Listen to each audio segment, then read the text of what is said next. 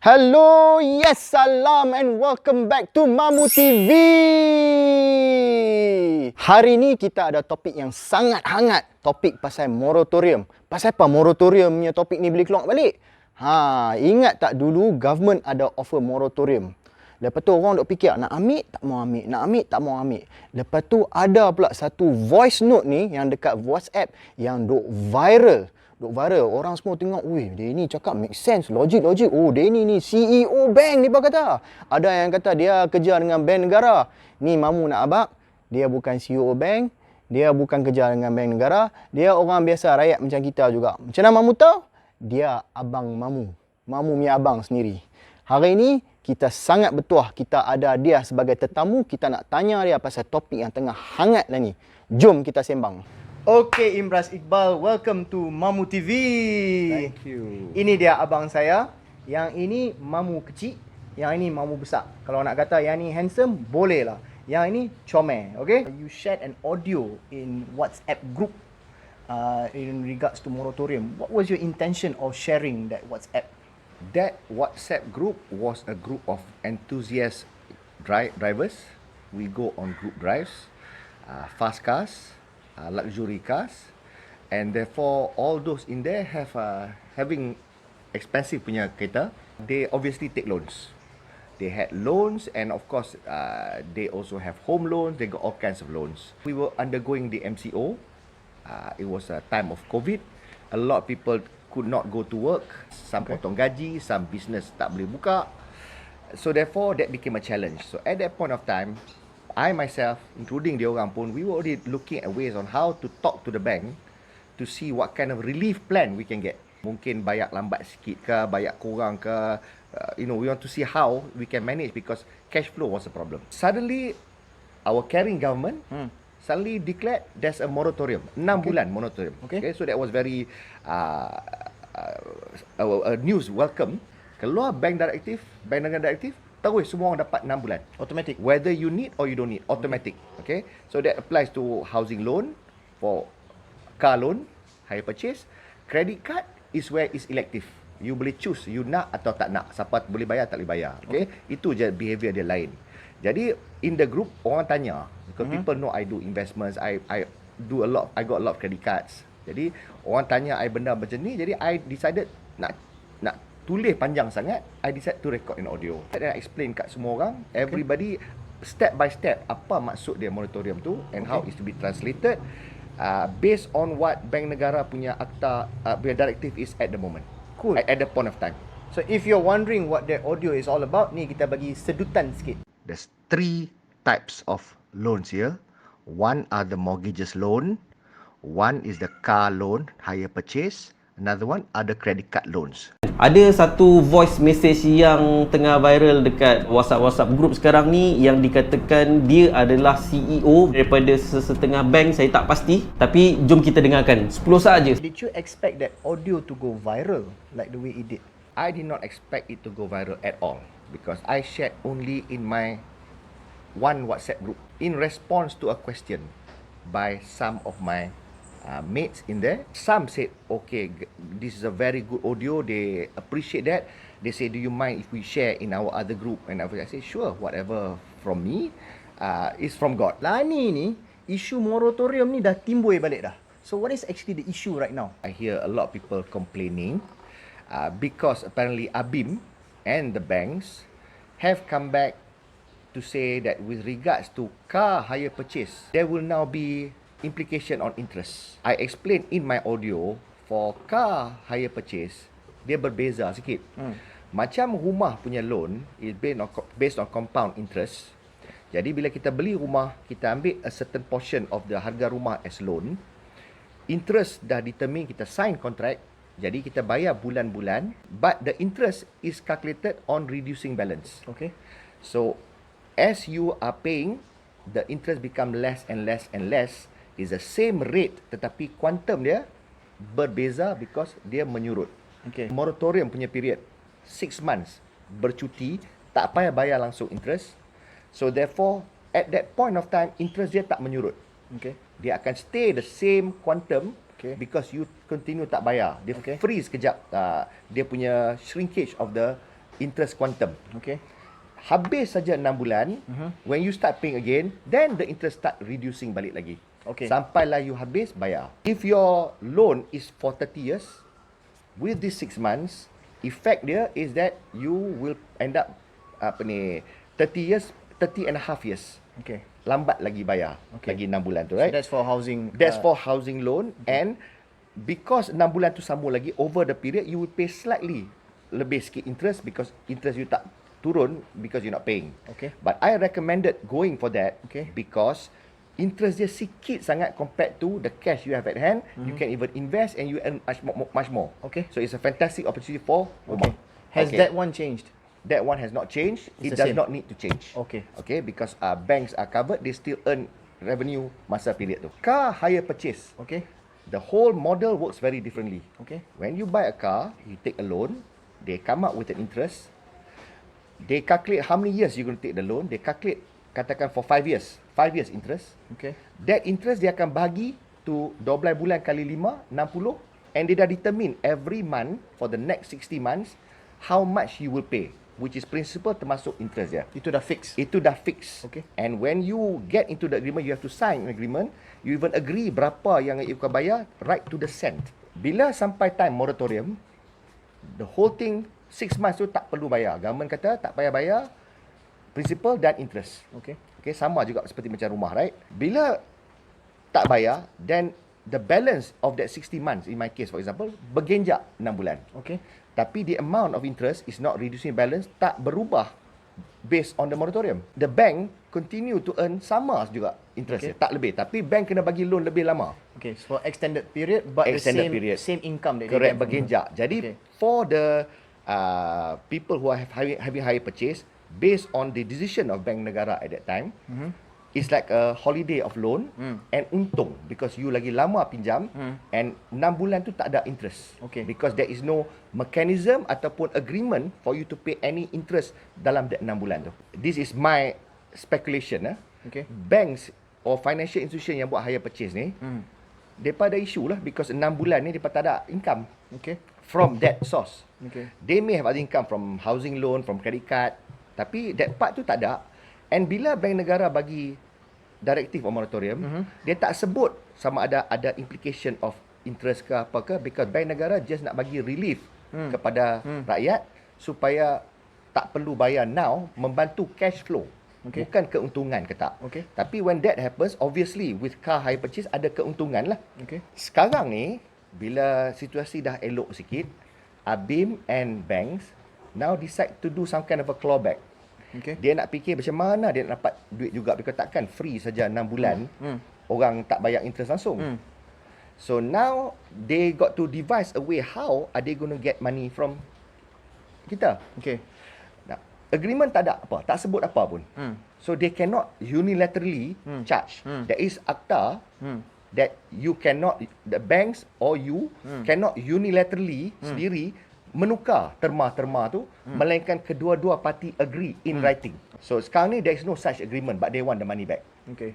So now they must have gone to Bank Negara and say, tak ada duit, tak boleh recover and whatever not. And they say that they want to negotiate dengan the high purchase punya customers on how to work out. Mana dia bagi option. Mungkin dia nak start bayar balik. Mungkin dia tak mau bayar tapi dia nak bayar ujung tahun, ujung tenure tu baru bayar, ataupun dia nak bayar lump sum selepas habis MCO. Okay. Bank Negara buat surat bagi tahu public that banks are in the midst of doing that. Okay. Tapi Bank Negara tak tukar dia punya directive. Okay. Bank Negara tak kata kena bayar interest ke, tak payah bayar interest ke. That Bank Negara left to between the banks and the respective customers. Okay. Okay. So now, but Bank Negara informed that the banks will start contacting us starting this month. Okay. Okay, so they can start to contact. And what yang tak menyenangkan orang, bila ABIM kata people can opt to go for the moratorium ataupun opt tak pergi for the moratorium. Now, sebelum ni, there is no such thing as opting for moratorium or not.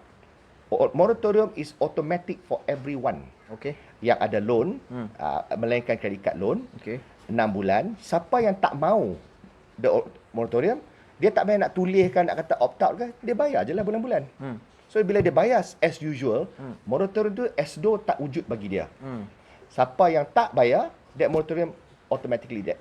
It's like that. Government buat macam tu supaya nak eliminate memudahkan. administrative punya issues, banyak duit dan masa dan pening kepala orang.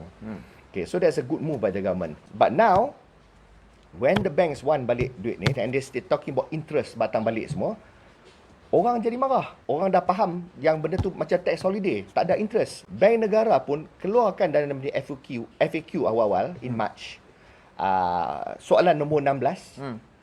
That orang tanya apa jadi pada my car hire purchase punya installment. Dia tunjuk bergenjak saja. The installment payment tak berbeza, sama. People understand it this way. People input and faham that way, and people behave and act and plan their financials based on that. Okay, now bila sekarang datang balik kata ada interest and what not, orang kata apa ni? So banyak orang kata government backpedal, bank negara tukar lah buat U-turn. Yes. Tetapi I do not know whether government buat U-turn ke tak. Tapi bank negara tak ada kata apa-apa dalam direktif dia yang benda tu tarik balik ke tak automatic ke, because bank negara reaffirm it is automatic. Tapi bank negara kata hanya kita akan required untuk complete certain documentation for the moratorium. Bank negara tak bagi tahu kita dia suruh. Dia kata required. Required by whom? I presume by the bank. In your opinion, based on the information that you have right now, did Bank Negara make a U-turn? Firstly, I don't think Bank Negara make a U-turn. I'm not sure whether they make a U-turn ke tak. This was obviously not thought out masa awal-awal. Even Menteri Keuangan pun dah kata, car hire purchase ke, housing loan ke, there's a holiday on the moratorium for cash flow purposes. Tetapi soal interest for the hire purchase, that was not mentioned. Tak sebut pun ada interest ke, tak ada interest ke. And there is no provision dalam kita. My guess is the banks probably went to Bank Negara and mengeluh lah isu ni. So Bank Negara would take this stand. That's between the banks and the clients. Tapi Bank Negara pastikan that if whatever you want to do, you have to explain clearly to the customers. They must understand, because my guess is Bank Negara tak mau floodgate open with all complaints and rakyat kata government U-turn. How do you feel about this current situation, this new thing berkenaan dengan moratorium ni? This moratorium government bagi pasal nak menolong rakyat, untuk menyenangkan kita, bukan untuk membebankan kita. But now when the bank kata after 6 bulan tu kalau you tak mau incur additional interest, you kena bayar lump sum 6 bulan campur yang that month punya, dia habis 7 bulan. Kalau we're able to pay like that, then kita tak perlulah moratorium. So number one, that's not smart at all. Secondly, kalau kita kena incur interest sikit ke banyak, tak jadi soal, because there are some politicians who say sikit saja. So sikit or not, it is subjective. And secondly, is the principle of it all. Bila you dah janji, you dah bagi something and then you ambil balik, orang marah. So it's probably not thought out well. But now the banks nak kena try earn something. The only way the bank can get to make more money from us for this interest is if we agree in kita punya car hire purchase agreement. When Bank Negara bagi tahu yang banks will be contacting us this month, so I can bet you they are going to talk to us. They're going to ask, you nak ke the moratorium ke tak nak ke? Tapi kalau kena moratorium, you kena pilih this option mana ke. All these options will be with extra interest, or you have to pay lump sum at a certain point of time. Kita ni sebagai rakyat, what should we do? What can we do and what should we do? Okay, I can tell you what options rakyat ada, which is what the government is telling pun. But I will tell you what option I will take personally, and I will take responsibility for my decision. Nombor 1, rakyat boleh decide tak mau panjang cerita, if I'm already back on my feet, bayar saja dia punya installment. They can do that. And decide not to enjoy any moratorium.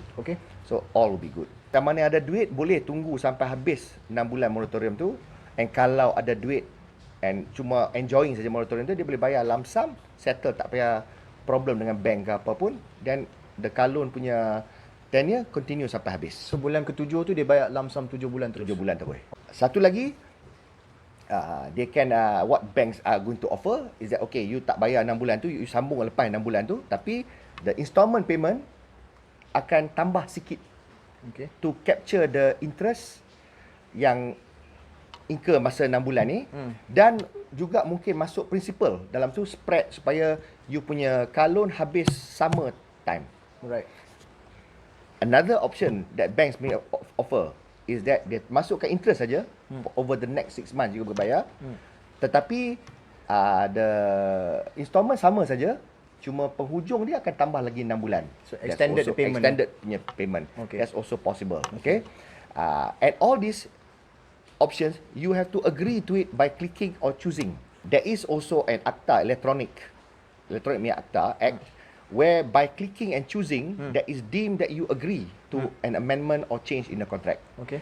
Just by clicking, your hire purchase dah boleh bertukar dah Okay.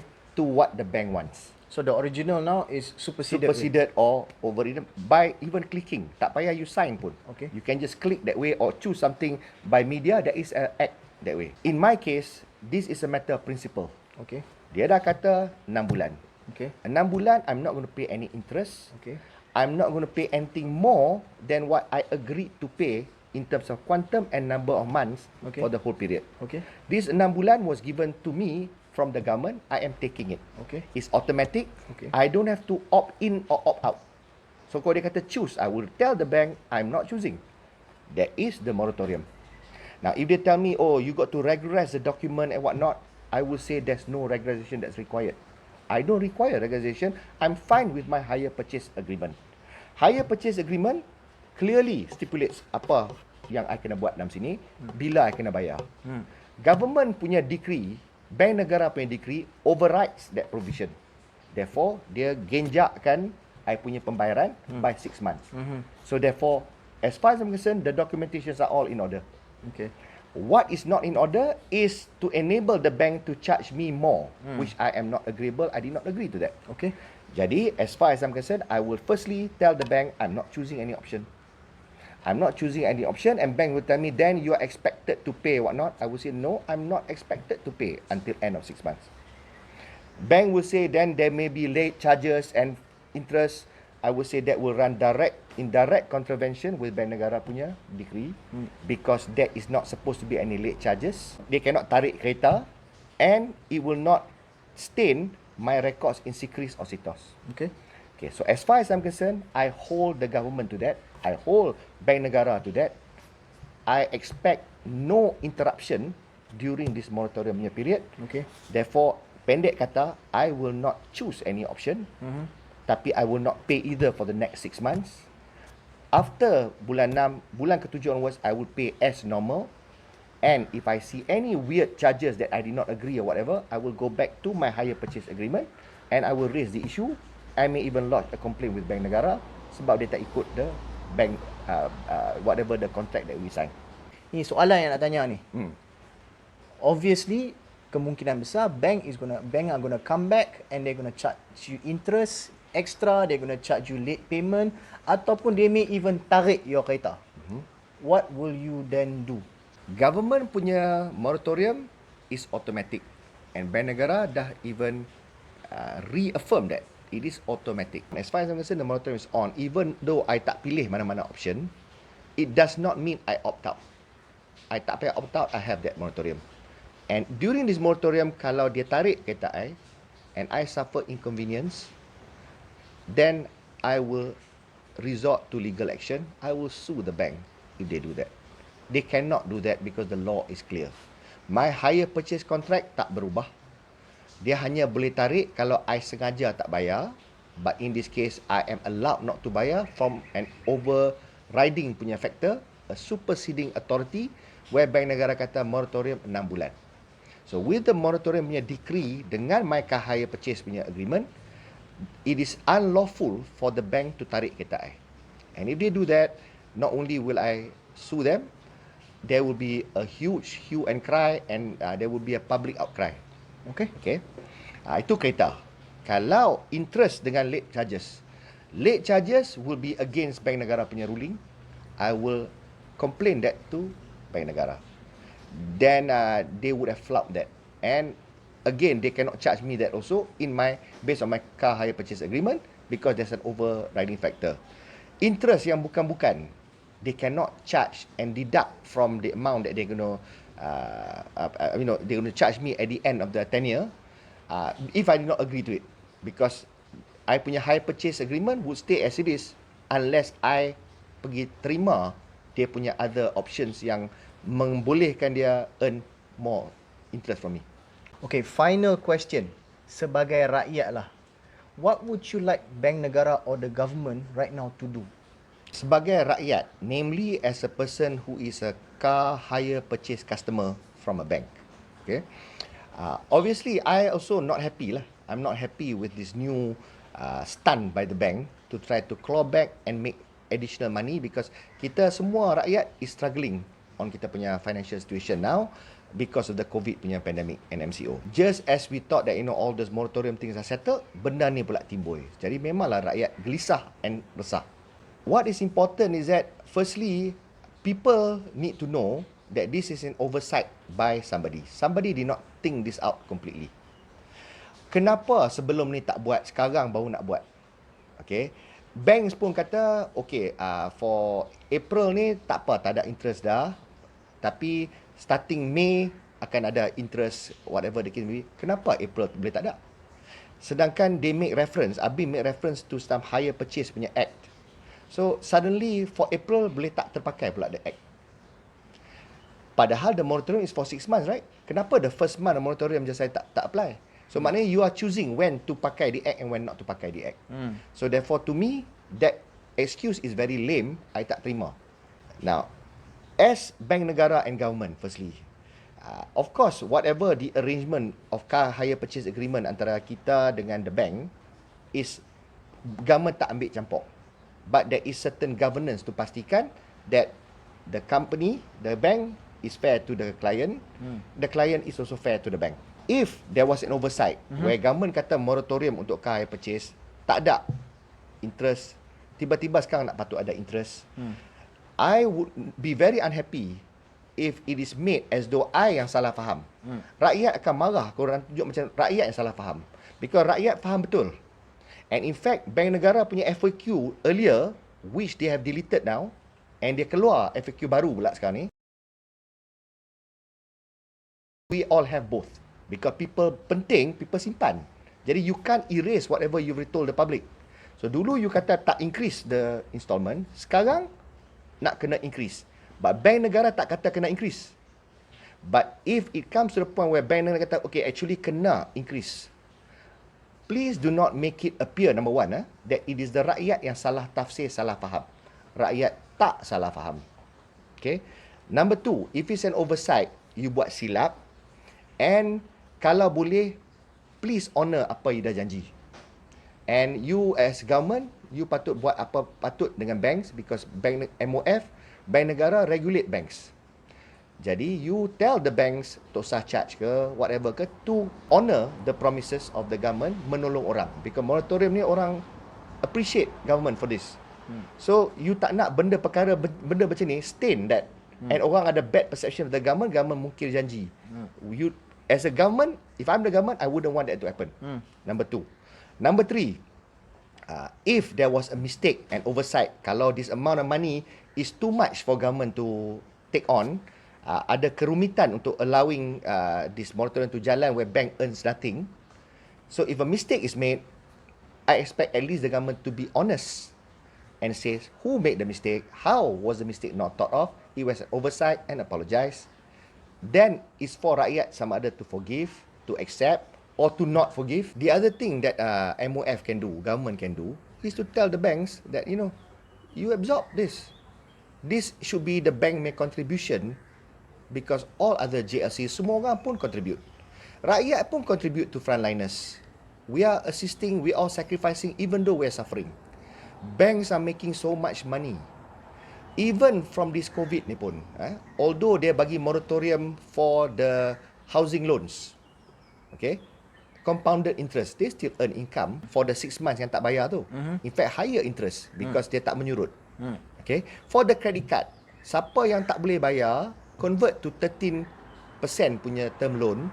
13% is high interest. Berapa banyak, berapa juta, berapa puluh, ratus juta is credit card punya amount. People now committed long term, 2 years or 3 years to pay that 13%. If there was no COVID, maybe they could have just paid and settled within the month and whatnot. So these are all additional business that is actually benefits to the bank. Bank untung semua ni. Tapi when it comes to hire purchase, because they earn nothing, dia nak juga yang that period tu. I just feel that it's not, is their right of course to want, but why I am do not want to cooperate with banks to allow them to earn that, because I think they should do their part of social responsibility.